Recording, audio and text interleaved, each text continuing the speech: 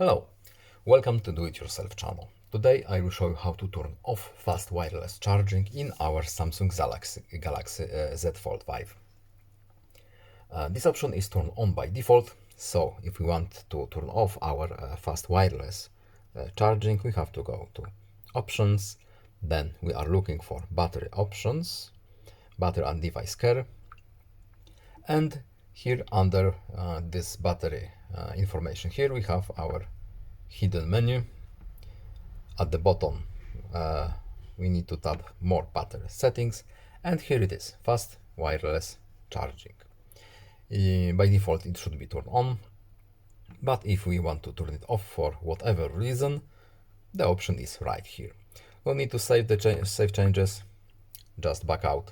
And that's all. I hope this video was helpful to you. Please leave a like and subscribe. Have a nice day and see you in the next video. Goodbye.